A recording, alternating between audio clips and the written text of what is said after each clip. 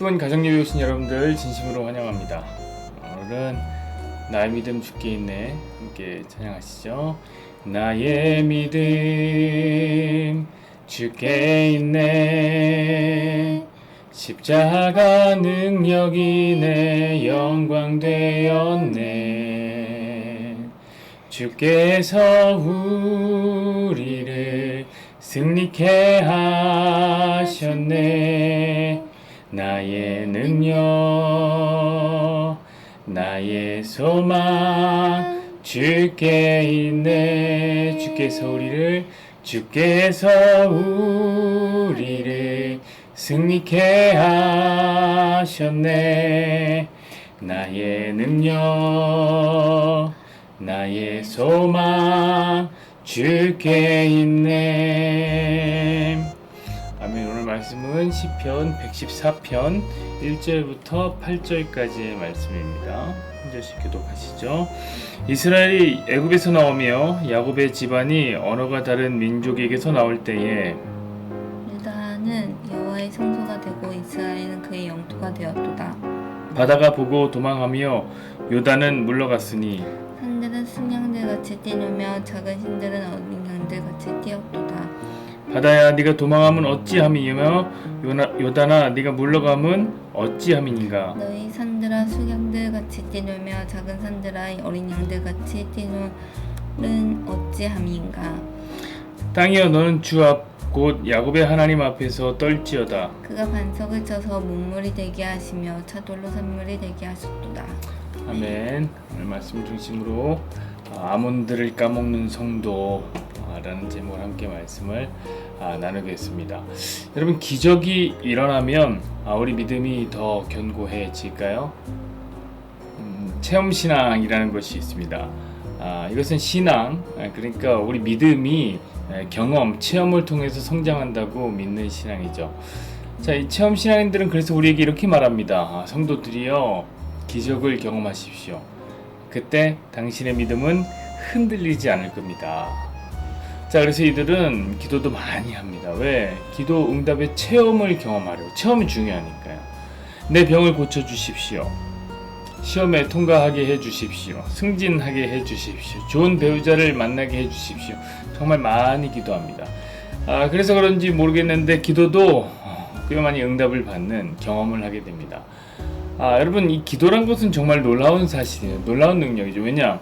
우리가 체험 신앙이 있건 없건 그건 상관없이 우리가 기도할 때 하나님은 우리 기도에 응답하시는 분입니다. 그러니까 기도를 많이 하면 기도 응답은 당연히 많이 따라오는 거죠.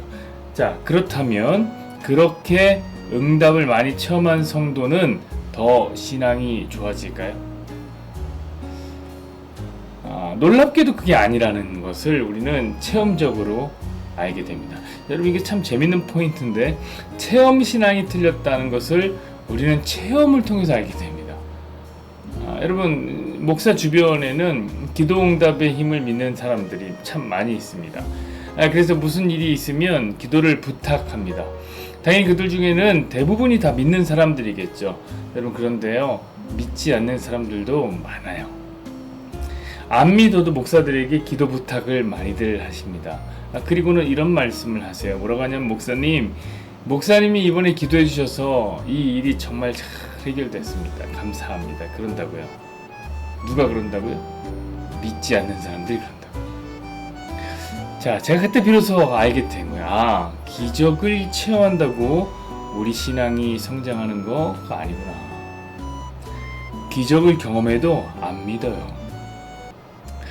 근데 꼭 이런 체험만 우리에게 체험 신앙이 틀렸다 이런 것을 알려주는 거 아닙니다. 자, 이 성경 자체가 우리에게 그 사실을 증언하고 있습니다. 여러분, 이스라엘 백성들 한번 보십시오. 이스라엘 백성들, 이들을 생각해 보면 이스라엘 백성들보다 많은 기적을 체험했던 사람들이 또 있겠습니까? 자, 10가지 재앙이 찾아와 애굽으로부터 해방을 경험합니다. 경험한 거죠.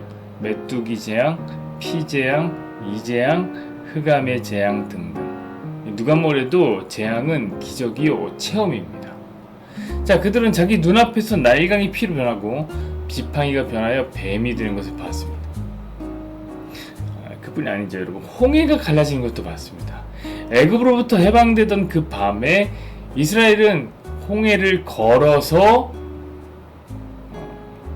애굽을 해방해 나왔어요. 그것도 마른 땅으로 건너갔습니다. 여러분, 그런 기적은 사실 전에도 없었고 그 후에 또 없을 정말 놀라운 기적이었을 겁니다. 오늘 말씀이, 오늘 시편 말씀 바로 그 기적에 대한 찬양입니다. 자, 그렇다면 그런 기적을 경험한 이스라엘은 정말 믿음이 좋아졌을까요? 엄청난 기적을 맛본 만큼 엄청난 믿음으로 성장했을까요? 전혀 아니더라. 그 홍해 사건을 경험한 바로 그 직후에 이스라엘은 하나님을 원망하고 모세를 죽이려고 했습니다. 그래서 체험신앙은 틀린 겁니다. 여러분, 어떤 신앙이나 어떤 기적이나 어떤 기도응답도 죄인의 마음을 근본적으로 변화시켜서 하나님을 찬양하는 대로 만들지는 못하는 거예요. 사랑하는 여러분, 하나님의 심판하면은 가장 유명한 거 뭐가 떠오르십니까? 그 중에 하나는 바벨탑 사건일 겁니다. 이 바벨탑 사건, 여러분도 아시다시피 인간의 교만을 심판하신 사건이죠. 세상의 언어를 혼잡하게 만든 사건입니다. 자, 그런데 혹시 그것을 아십니까? 이 바벨탑 사건이 언제 일어나는지 아세요?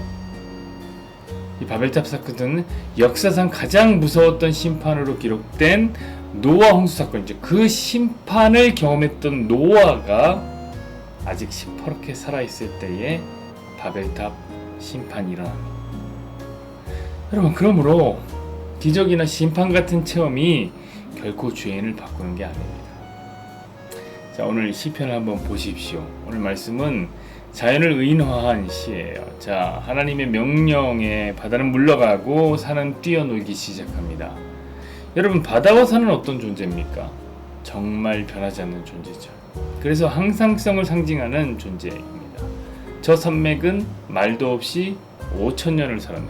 저 강물은 말도 없이 5,000년을 넣네. 맞아요. 여러분, 산과 바다는 그런 겁니다. 기본적으로 안 움직여, 변하지 잘 않아요. 자, 그런데 그 산과 바다가 오늘 하나님의 말씀과 하나님의 능력 앞에서 저 멀리 물러가고 뛰어놉니다. 자, 그것이 우리가 믿는 하나님의 위대한 능력입니다. 그러나 인간은 도무지 변하지 않는 거예요. 이게 참으로 아이러니한 건데, 여러분, 인간은 얼마나 변화하길 좋아하는 존재입니까? 인간은 변덕을 밥 먹듯이 하는 변덕쟁이에요. 그러나 죄인은 결코 스스로 변하여 하나님을 찾을 수 없습니다. 인간은 너무나 완악합니다. 제가 이런 인간의 속성, 죄인의 속성을 보면 떠오르는 소설이 하나 있어요. 그게 뭐냐면 바로 손원평 작가의 아몬드라는 소설입니다. 아몬드. 이 소설을 보면 윤재라는 아이가 나오는데, 윤재. 이 아이는 태어날 때부터 편도체가 작아서 감정을 잘 못 느낍니다. 이 편도체가 사람의 감정을 주관하는 건데, 사람의 머리 저기 뒤쪽에 2개가 있는데 그게 아몬드를 닮았대요. 아몬드. 그래서 이 윤재 엄마가 이 윤재에게 아몬드를 그렇게 먹입니다. 왜? 편도체 커지라고요. 편도체만 커지면 다시 평범한 감정을 가진 평범한 사람이 될 거라고 엄마는 기대했던 거죠. 그래서 사실 그것은 말도 안 되는 기대입니다. 여러분, 아무리 편도체가 아몬드를 닮았다 해도 아몬드 먹어서 편도체를 키우겠다는 생각은 참으로 바보 같은 생각입니다. 그러나 이해는 되는 거죠. 그만큼 답답했다는 거예요. 감정을 모르는 아들이 얼마나 불쌍하고 답답했으면 엄마가 아몬드를 먹였겠습니까? 근데요, 오늘날 성도들이 다 그렇다는 거예요. 여러분, 죄는요, 타고나길 하나님을 향한 센서가 꺼져 있습니다. 마치 이 편도체가 없어서 감정을 느끼지 못하는 사람처럼 죄는 하나님을 향한 편도체가 없어요. 하나님을 향한 센서가 꺼져 있어요. 그래서 스스로 하나님을 찾고 섬길 수가 없는 겁니다. 근데 그게 그렇게 답답한 거예요. 성도들은 그게 그렇게 조바심이 나는 거예요. 그래서 아몬드를 먹이는 거예요. 자꾸 어떻게 해요? 체험을 하면 너 신앙이 좋아져. 봉사를 하면 너 신앙이 좋아. 기도하면 신앙이 좋아져. 이렇게 아몬드를 자꾸 먹이는 겁니다. 그러나 사랑하는 여러분, 믿음이란 그렇게 키울 수 있는 성질의 것이 아닙니다. 우리가 오늘 찬양했듯이 우리 믿음은 오직 하나님에게 달려 있습니다. 우리 로마서 9장 15절부터 18절 제가 읽어드릴게요. 모세에게 이르시되 내가 긍휼히 여길 자를 긍휼히 여기고 불쌍히 여길 자를 불쌍히 여기리라 하셨으니 그런즉 원하는 자로 말미암음도 아니요 다른 박질하는 자로 말미암음도 아니요 오직 긍휼히 여기시는 하나님으로 말미암음이니라.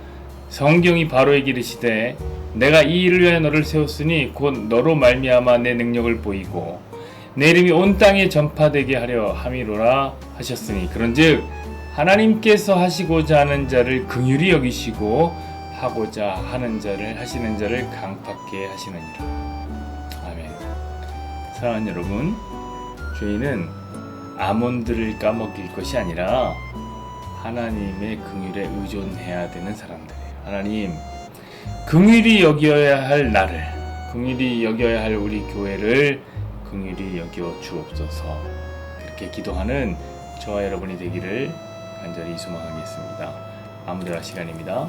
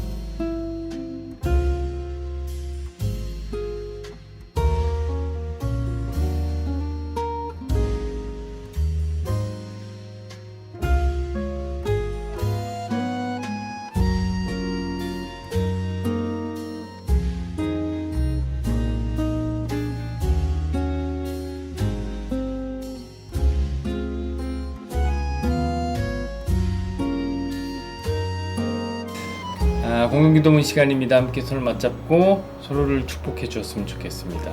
여호와는 내게 복을 주시고 너를 지키시길 원하며 여호와는 그의 얼굴을 내게 비추사 은혜 베푸시기를 원하며 너는 그 얼굴을 내게로 향하여 주사 함께요 평강 주시기를 원하노라. 아멘.